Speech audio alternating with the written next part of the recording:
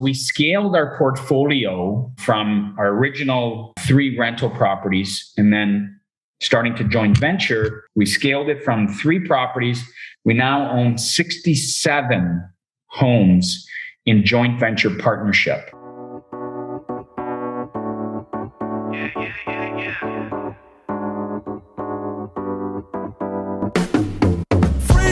Welcome to the Going Long Podcast. We're back once again to continue to help to educate you so that you feel much more comfortable as well as confident investing beyond your backyard. And it gives me great pleasure to welcome you back once again. I am your host, Billy Keels, and really looking forward to you and I sharing today's conversation because it's a really great one. You know, before we go into that though, there's a couple things that I want to continue to let you know. Congratulations. And you know what? Really, thanks a lot to you continuing to be here, continuing to download the episodes, share them with other people, and just help us move things forward. The podcast is now in the top 1.5% of podcasts globally. So thank you very much for that. And that is in large part because you continue not only to download the episodes and share them, but also you're leaving your honest written reviews as well as ratings. If you haven't had a chance to do that, would really appreciate you, especially if you're on the Apple Podcast platform. Head over there and leave your honest written review as well as rating. We've got a nice little video here in the show notes if you want some help doing that. Just think about any episode and feel free to leave that honest written review as well as rating.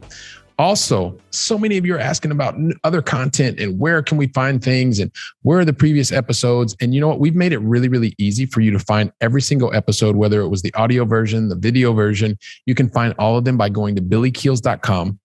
Once you're there, you just need to find the podcast tab, which is really easy in the upper right-hand corner, and just click there and you can find every single episode, every single one, all the show notes, all of those kinds of things. Go to billykeels.com. And then once you get to billykeels.com, just go to the podcast tab and you can find every single episode you ever wanted to know, everyone that's ever been released. So lastly, for those of you that are accredited investors and you want to be a part of our accredited investor club that is just getting started, just send me an email, send it to aiclub@billykeels.com. You and I will be in touch. We'll find out and get you part of the onboarding process. Like I said, we're just getting started. So this is a perfect time to get in. aiclub@billykeels.com, and we'll really look forward to connecting with you. So as for today's conversation, so many people want to be able to serve their community. Today's guest served his community over 20 years, 21 years to be specific, as a police officer, had this dream as a young boy, and was able to become a police officer at the early age of 23. He spent over 8 to 10 years in the career and then started actually figuring out, well, he had a conversation with a banker, and the banker really opened his eyes not only to a way to tap into equity, meaning cash that was locked in the property, be able to pull that out through a home equity line of credit. He then went on to continue to figure out how he could scale his business even more. Someone that's focused on North American market in the Toronto area is going to talk to us a little bit more about how he's now helped to scale his business, also helping to connect with other people, joint venturing, and being able to help others realize value. So another classic long distance investing story, helping people to get to know a local location. And I'm sure you're going to love it. So listen, right after this, we're going to get into our conversation with Adrian Pannozzo. Whether you're an active investor or a passive investor, you really like your day job and you want to continue to go into your day job every single day feeling better, knowing that you've created the right options for yourself. At the same time, you just don't have enough time to really get your head around, spend all the hours investing long distance. Well, one way or the other, over the last number of years that I have been investing long distance, I've really understood a number of the major mistakes that you should avoid if you want to get to creating the right options for yourself much faster and being able to create more income sooner. And if you want to do that, if you want to understand more about that, I've made it really simple. You can just go to billykeels.com/7 mistakes to avoid. You can learn all the things that the 7 major mistakes that I've seen over and over again that I want you to avoid. Once again, you can go to billykeels.com/7 mistakes to avoid. So if you want to know how making good decisions and taking consistent action can lead to early retirement, then guess what? This is the conversation that you're going to want to listen to until the very last word. You know why? Because today's guest not only spent over 20 years serving his community. And I'm sure he's going to tell us exactly how he did that. He also found a particular real estate strategy that, well, you know what, led him to early retirement and eventually helped to set him free. And he's willing to share that information with you today. And you know what? He's also the founder and co-owner of Executive Properties, Inc., as well as the founder of Investors Edge Construction Management. It gives me great pleasure to welcome to today's conversation, Adrian Pannozzo. Adrian, welcome to the show, man. Hey, Billy, thanks so much for having me. It's great to be here. And I'm super, super excited to, share my story and see how I can help people out there, potentially maybe even follow in my footsteps. Well, you know what? I am absolutely sure that after today's conversation, people are going to be inspired by you. They are going to learn from you and they are going to take action as a result of the things that you are going to share with us today and follow in your footsteps. So it's going to be absolutely fantastic. So listen, here's the thing, Adrian. I ask everybody 5 questions. You're going to get 2 in the beginning. You're going to get 3 in the end. And then in the middle, the entire Going Long family is going to get a chance to know you even better. So the thing I'd like for us to get started with is helping people to understand, where exactly do you live in North America? So obviously I'm in Canada, the province of Ontario, and the city is Richmond Hill. So Canada, province Ontario, city is Richmond Hill. We're approximately, let's just say, an hour north of the downtown core of Toronto.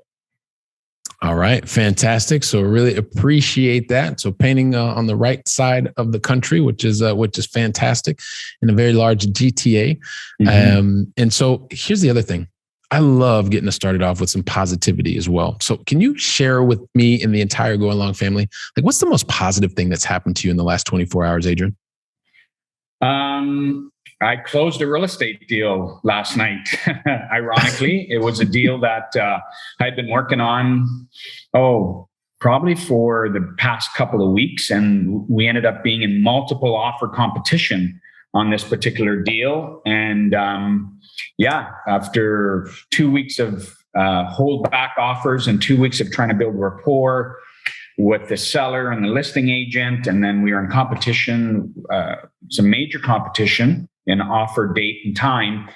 We ended up closing, grabbing the deal, firm deal for a joint venture partner of ours. So it was a really, really big win for me last night. That was probably the most positive thing. Man, that's awesome. So congratulations on being able to have that accomplishment, being able to share that with others. And thank you for sharing that with me and the entire Going Long family here today. So with that stated, the entire Going Long family knows that I give myself this really impossible task of trying to tell your entire story in like in like 1.5 seconds. Yeah. Never gonna happen, right? So do us a favor, Adrian. Can you share your backstory in your own words?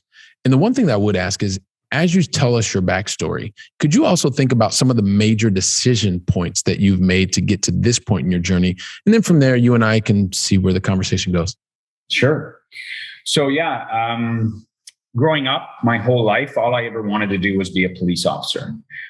Ever since I was in, grade 1, all I did was look at policemen, and that's all I ever wanted to do. And I was successful at the young age of 23, getting hired with the police department in the GTA, and starting that police career, which again is all I ever wanted to do. Towards the last, I want to say, 8 to 10 years of my career. Now, I completed 21 years of service in all facets of the police department. I worked in homicide, drug squad, schools, detective squad, bank robbery squad. I was in all facets and saw so much of the world and different people and, so on and so forth. But the last 8 to 10 years of my police career, I started getting involved in real estate investing. And how did I do that? Well, my mortgage on my principal residence, again, about 10 years ago, was coming up for renewal. And I met with a mortgage broker and basically said, hey, Adrian, now back then we had no money in the bank. And I say me and my wife. We weren't struggling, but we didn't have a large nest egg to start buying rental properties. So in communication with the mortgage broker back then, and trying to renew and get the best rate on a renewal for our principal house, he suggested, hey, I've noticed and I've looked at all your financing. You have all this equity in your home. What are you doing with this equity in your home? That's all we had. Again, equity in the home, but no money in the bank account. So we decided, based on, his advice, leverage that equity in our home, take out a home equity line of credit, and use that equity in our home to start buying investment properties. So back then, again, 10 years ago or so, my mindset was, okay, this is a way I can subsidize my pension. I can buy maybe one, hopefully two rental properties, and the cash flow from those properties will help me, once I put in my 30 years on the job, live the same kind of lifestyle, because the cash flow will top up the deficit from now being a pensioner per se. So we moved in that direction. And again, still being a police officer, we started with a home equity line of credit, which I want to say was about $200,000 back then, the line of credit. And we bought our first 2 rental properties using that line of credit. 20% down payment, obviously, boom, and we're off to the races. So that kind of started our real estate career. And I started to manage my properties while I was policing, screening tenants, showing units, cutting the grass, cleaning the main foyer areas, all A to Z.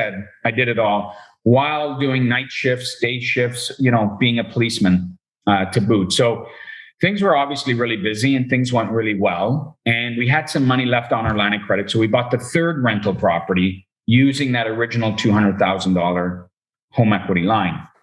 It wasn't until after the 3rd property, plus our principal residence, the banks told us, okay, your debt service now, you're over leveraged or you're at your max. You can't get any more conventional financing. Based on that, my wife and I didn't want to stop because things were going really good. We were cash flowing these 3 properties. We had awesome tenants, so on and so forth. And we wanted to continue. And how did we continue? How do we scale? While still being a police officer, my wife held a full-time job as well. So the thought, now we're probably 5-6 years in the game. We thought, okay, we've built up a bit of a reputation. We've started to learn some things in this business. Let's start to joint venture. So we started to joint venture with like-minded investors who were able to come into business with us and really allowed us to scale drastically our portfolio. So essentially, that was about 6 years in the game. We started to joint venture. Again, still being a police officer all along, children, my wife working. Things are really, really busy, but I had a focus, and my work ethic is very, very high. I don't know how to turn off the off switch, so to speak.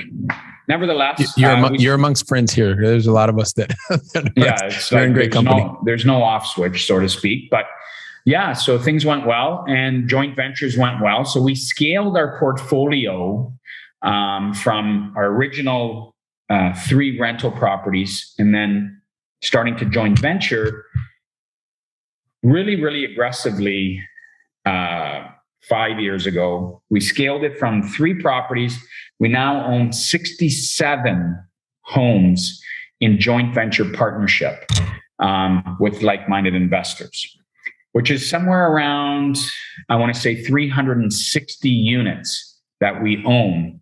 So I'm here to say, and I know we'll get to this at the end, but I'm here to say, if you're focused and you put your mind to something, and Billy, I've had 0 business education. I was a police officer for 21 years before I left the job. No business background, never took a course on business, so on and so forth. So, and we'll get to it at the end, but I'm kind of fast tracking. If I can do and scale a portfolio incredibly like that, anybody listening out there can do the same thing as me. We focused in joint venture partnership for the last 5 years. We really, really focused on the BRRRR strategy.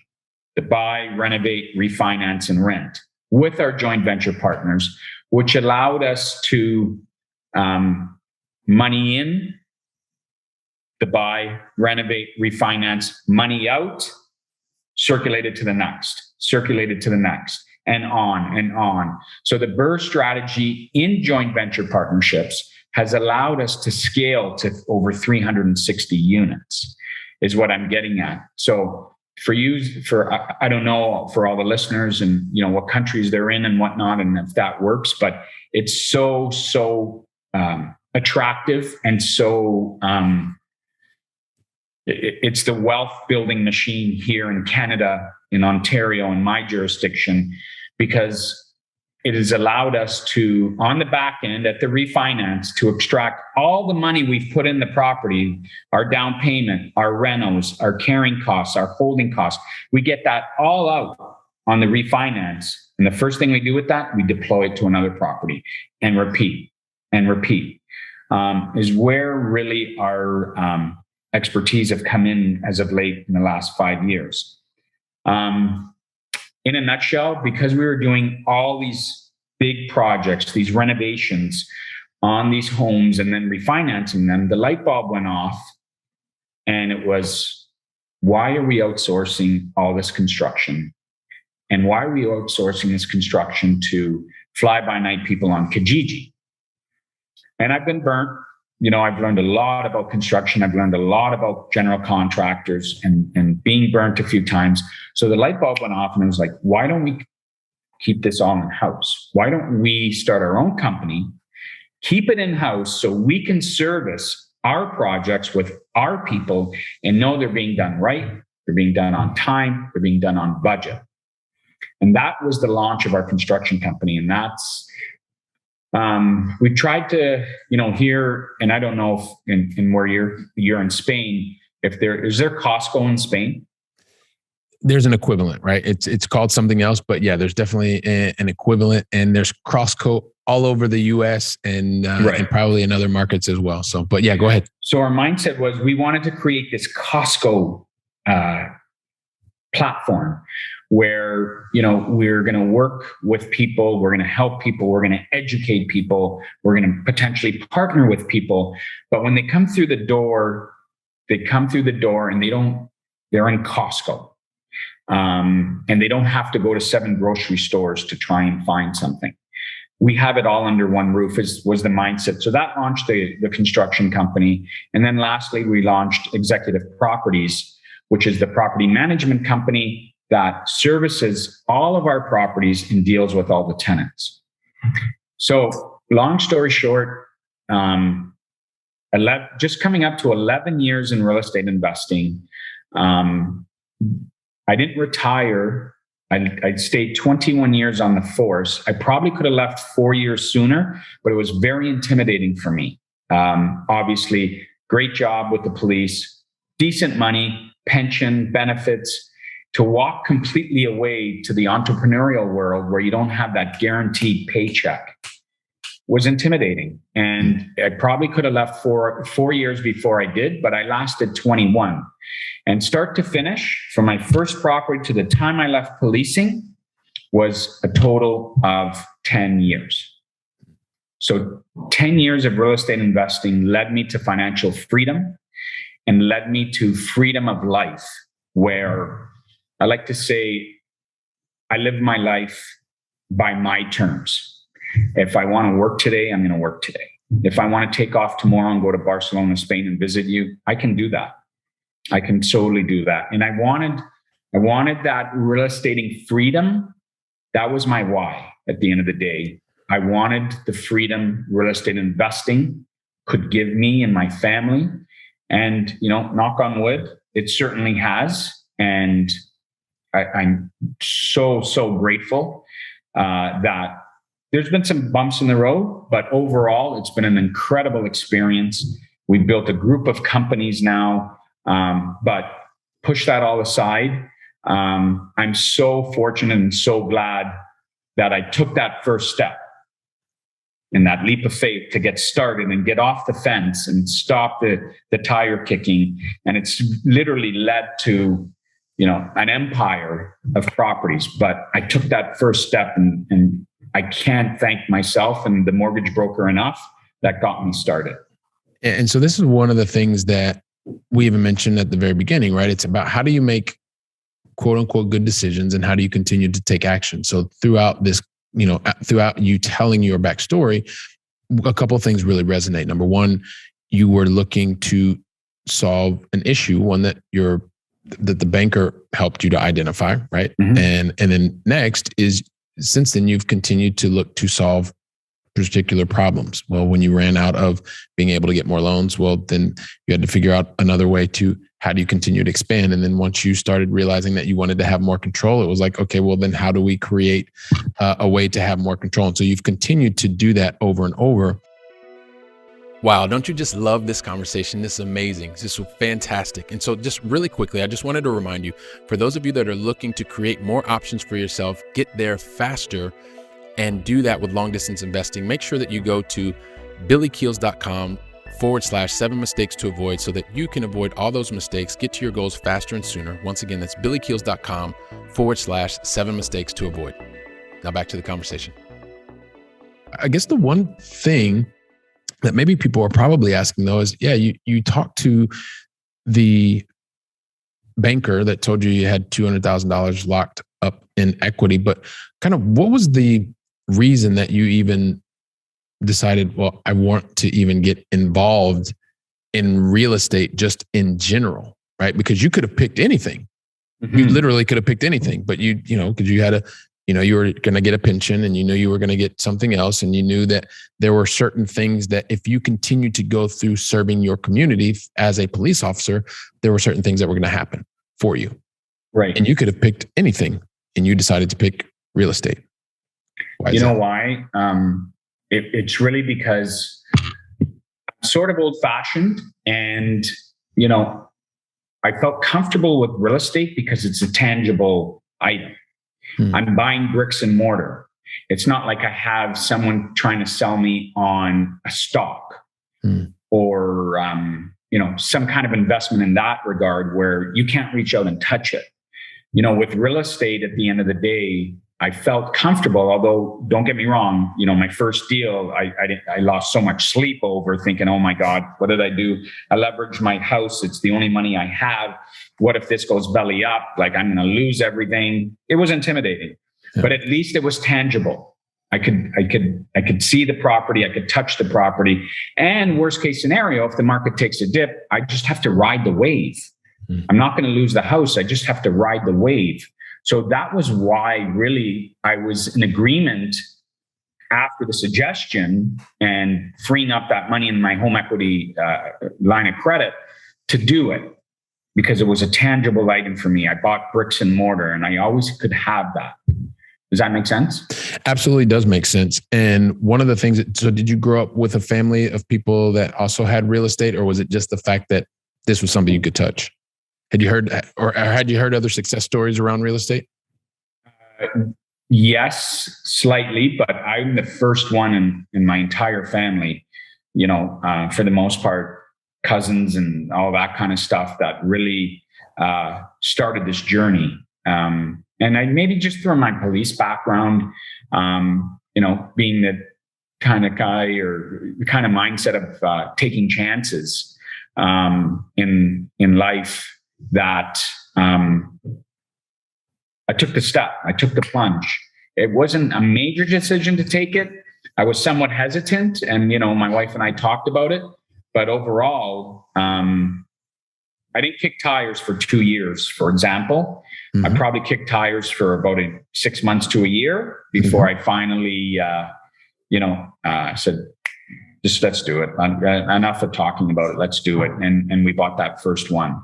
Which, once again, it brings us back to making good decisions, thought through, and taking action. So one of the things that I do want us to also to touch on is, right, as you decided that it was time to go beyond just this third property and you wanted to figure out how you were able to scale, because you've talked about this multiple times, just in the way that you are able to scale, really came about.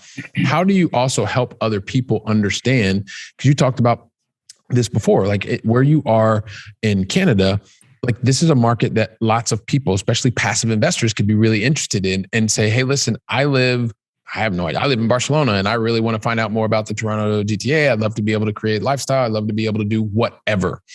I would love for you to share with the Going Long family. What is it that those people that don't actually live in the Toronto area are saying, hey, listen, I want to find out more about this particular location because this is something that I want. This is a benefit that I'm looking to gain for my life, for my family's life. What are those things that are drawing and attracting people to the Toronto GTA? The returns that we essentially provide to passive investors is really where our value add is, and the knowledge we possess in our market center with respect to those returns and the numbers. And as you know, real estate investing and buying properties, it's all about the numbers. The numbers. So essentially, you know, if you're a passive investor and, you know, you're able to buy, you know, and I'm going to refer back to us, you're able to buy and invest your money in a multifamily home with us in our area, and essentially, you know, your entire commitment, your down payment, your renovations, your carrying costs, your holding costs, the whole 9 yards, through the transformation of this property is extracted, given back to you after refinance, and you still own the asset in partnership with us. And we're still cash flowing at the end of every month, and all your initial capital is returned to you. People say, well, what's the return on investment? Well, the return is infinite. Infinite, because you have no money left in the property. You've extracted that through the power of the refinance. And above and beyond that, you have cash flow. We have debt pay down every month. The tenants are paying down our principal, and obviously passive appreciation. So when you have no money left in the deal, it's back to you, and you have all these things going on in the background. What's the rate of return? It's infinite. And that's the kind of returns we're working with and we're providing here in our market center in the GTA. All right, fantastic. And that helps us to understand more what is driving the interest at bringing people to contact you, wanting to understand more about the Toronto market. I guess one of the other things that, because you mentioned it before a couple of times, that you don't have a business background. You don't have a business background. And in spite of that, right, you spend a lot of time serving your community as a police officer. I would love for you to kind of maybe draw some of the parallels. You touched on a little bit, but what do you think that, although you don't have the business background, I don't necessarily think that's what you need, but what do you feel that the 21 years of experience serving your community as a police officer, what are some of the things that are actually today helping you to be able to better serve your joint venture partners or people that are interested in the market that you are able to actually serve as clients of yours or investors of yours? Yeah, that's a really good question. 21 years of policing taught me how to talk to people, taught me how to deal with people. And obviously, lastly, that's huge in itself. But 21 years of policing, well, I don't know why, but people resonate with that and the transformation and the transition. It gave me a different way of looking at things, trying to forecast things 5 steps down the road, which is really important, I think, in real estate investing, because especially when we do this buy, renovate, refinance, and rent strategy, you know, if you're not thinking 5 steps down the road, for example, if step 1, you pay too much for the property, step 2, your forecasting is wrong with respect to renos, or, you know, and on and on. Policing gave me the ability to really think long-term, 5 steps ahead. So if I race to that 911 call, all these things are going through my mind before I even get there. And I'm getting updates from the dispatcher as far as, you know, there's a stabbing that occurred and we're racing to the stabbing, and how am I going to deal with this guy that has the knife, and on and on. I'm trying to think all the different scenarios that are going to happen. If I make this move, that's going to happen. If I do that, that's going to happen. And that really taught me a lot of how to make the right moves and think forecast and think 7 steps ahead.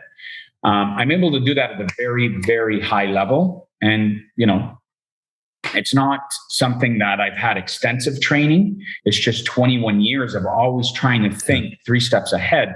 So I make sure, even though I'm in these very vulnerable situations as a police officer, I go home at the end of the day to my family and, I'm safe and sound. And I not only obviously with being able to communicate properly with people and talk to people and people trust me. And lastly, that foresight of thinking and moving 5 steps, thinking how that's going to play out. I think it's really helped me as well. Well, I'm sure that it has. And this is one of the other things that, Adrian, that you're helping us to understand is that you don't just have to come from a business background, or you don't have to just come from a family that was real estate investors. There are so many different skills that you are developing every single day that once you find your focus, you start to make decisions and you begin to take action, that amazing things can happen. So I appreciate you sharing that with us. And, one of the other things, Adrian, is we got to get into the going long final 3. But the thing is, I never ask anybody the going long final 3 unless they tell me, and today you're our guest, so until you tell me that you're ready for me to ask you the going long final 3. Are you ready? Good to go. All right. I knew you'd be good to go. Here we go, Adrian. So listen, we started with you over on that side of the pond, meaning over in the Toronto GTA. I'd love to bring it back to this side of the Atlantic. And so I would love for you to share with me and the entire Going Long family, what is your favorite European city that you've either visited or still on your bucket list to visit? The Amalfi Coast in Italy is my favorite city to visit, that I visited probably within pre-COVID. I've been there, and it's absolutely, in my opinion, it's absolutely breathtaking. How God knows how many hundreds of years ago they built this city on the side of a mountain, and the views and the culture, it's off the charts, in my opinion. Off the charts. I love that. And you're absolutely, it's an amazing place. The Amalfi Coast is just absolutely spectacolare. And so thank you for sharing that with us. And the second question of the Going Long Final 3 really has to do with, my experience of interacting with lots of successful people. And I would consider you to be someone who's very successful. And, one of the things that I've noticed, Adrian, is that those people that are very successful, they tend to be very successful because, unlike most people, they usually make the right decisions in the beginning. They make very few to no mistakes. And then they get the momentum that I think I get all frustrated when I get all nervous. Anyway, no, sorry. It's a bad joke. No, it's not a bad joke. It's an inside joke with me and the Going Long family. And there is a reality. The reality is, listen, everybody makes mistakes. The reality also is, Adrian, very successful people, they make a lot more mistakes than most people, like a whole lot more. Hopefully you agree with that. Mm-hmm. The thing is, one thing that is very serious, all jokes aside, those people that are very successful, they do one thing very, very differently that I've noticed. And that is, whenever they make a mistake, especially a major mistake, or have a learning opportunity, they take a moment to actually learn from that mistake or that learning opportunity. And then they put tactics in place to really try to minimize the probability of that exact same mistake happening again. Mm-hmm. And so I would love for you to share with the Going Long family, not really thinking about the mistake or not thinking about the learning opportunity, but what is the one lesson that you took away from that learning opportunity that that the Going Long family needs to know today so that they can also minimize the probability of that exact same thing happening to them? Someone once told me a while ago, and this is after I made the mistake. I wish I would have heard this saying before I made the mistake. But someone told me after I made this mistake, you should be, the one piece of advice I have for you, Adrian, in this game, be excited to fail. Be excited to fail, because it's in failure that you learn and you grow as a person, as an entrepreneur, as a real estate investor, so on and so forth, and you fail forward. So it was probably about, I had an opportunity, and I'm going to take this back to real estate investing. I had an opportunity to jump on this big project that would have probably yielded or did yield about an excess of $250,000 that I had the opportunity to buy. And it was a major, major project. It was two houses attached. So here we call them semi-attached. Mm-hmm. So two houses attached, a total of 8 units, major, major, major renovation. Pretty much 8 units, 7,000 square feet down to the studs. We had to use private money to buy this deal because the bank wouldn't fund it. It was so far gone. The deal was brought to me and I contemplated this deal and I was so scared. It was probably only just over my 5th year of investing. And I was really, really scared. And as much as I knew and I had in my heart that this is such a great deal and I could be so profitable in excess of $250,000, I made the decision not to go along with the deal. And I gave the deal up to a business partner of mine. And he ran with the deal. And he closed the deal with private money and major renovations. And at the end of the rainbow, he pulled out, it was a buy, renovate, refinance scenario. At the end of the rainbow, he finished everything. He refinanced the property. They got all that money out, plus just over $250,000 surplus. So it was a grand slam home run deal that I had the analysis paralysis and I chickened out because I was scared to fail because it was so intimidating. I'd never taken such a project that size on. So I was scared to fail because I thought I would fail. And I lost out on it. And subsequent to that, like I mentioned, a very close business partner of mine made a comment subsequent to that. And I wish I would have lived by it. But the comment was, be excited to fail. Yeah. Be excited to fail. And that's a great example in helping people to understand. And, the analysis paralysis can many times stop so many people. And chances are you're never going to get it 100% correct. But just having heard that story from you and sharing that story with us, Adrian, I'm sure is going to impact someone's life today so that they don't get stuck and that they do as much due diligence as possible to minimize the chance of a mistake happening. But eventually they are going to, as you've demonstrated more and more, make a good decision and take action. So with that, Adrian, it brings us into the very last of the Going Long Final 3, which is really about how do we feed our brains? So what is the one book that you would recommend to the Going Long family today? Grant Cardone, Be Obsessed or Be Average. Awesome. There we go. Be Obsessed or Be Average, Mr. Cardone. We're going to include that in the show notes. And I'm just thinking to myself, wow, we're already at the end of this conversation. I cannot believe, Adrian, that we started this conversation and you're talking to us about you, as a kid, you always knew what you wanted to do. You always knew that you wanted to serve your community. As a police officer at the early age of 23, you actually had that opportunity and you served your community and you were continuing to serve your community and, wife, children. And one day you're having a conversation with a banker who's asking you about what are you doing with all of this equity that's locked up in your place? Yeah. Thankfully, that person helped to shine a light on you. And you took that conversation and decided, hey, listen, you know what? There's $200,000 locked up here. Let's make this move. And you decided to do that in real estate. You've since then not only made those first 2 houses work, you figured out how do I do a third one? And then from there, you continued to move on. Yeah, as you said, it took over 5 or 6 years. And then eventually you got into a point where you said, hey, listen, how do we scale this even more? And as you realized it was about teaming and joint venturing and being able to do that, you've since been able to scale over 360 individual units. And you're continuing to help not only build the portfolio, you're helping more and more people to understand, know more about the Toronto GTA, continuing to joint venture and to continuing to help other people to create generational wealth. And I know that I'm going to get a chance to talk to you. You may even come over here to Barcelona, as you mentioned before.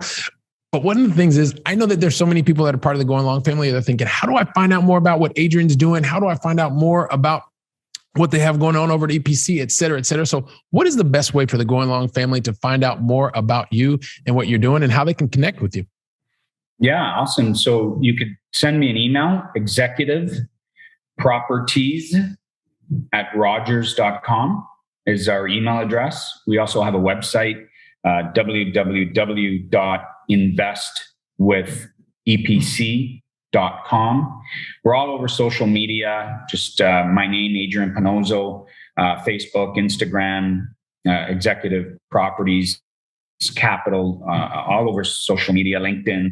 I mean, we're so easy to find. And yeah, you have my email address. Love to hear from you. If I can help you get off the fence, or help you take action, or help you scale to that next level and give you some advice, let's have a digital coffee and take it from there. All right, fantastic. And we're going to include all the ways to get in touch with Adrian and his team as well in the show notes. So feel free to go over there. We're going to keep it really simple and easy for you. And he also makes it easy to find him across social media. So listen, Adrian, with that, I want to thank you for investing your time with me and the entire Going Long family. So thank you very, very much. Yeah, thank you for having me. It's been a pleasure. Pleasure. All right. I appreciate that. And Adrian, if you give me just a second, I just want to say the last closing words to the Going Long family.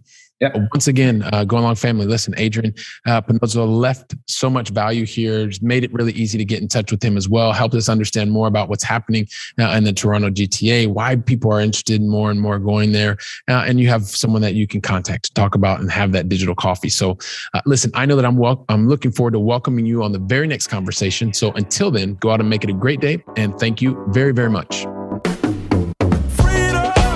Wow, don't you love hearing from top-notch experts in the field? You know, when I was getting started, I really wish that I would have had access to such experts. And even more, I wish they would have given me like a really simple list of things to follow so that I could have gotten to my goals much faster and been much happier even sooner. So that's why I've created for you the 7 things that you should avoid in order to be successful in long-distance investing.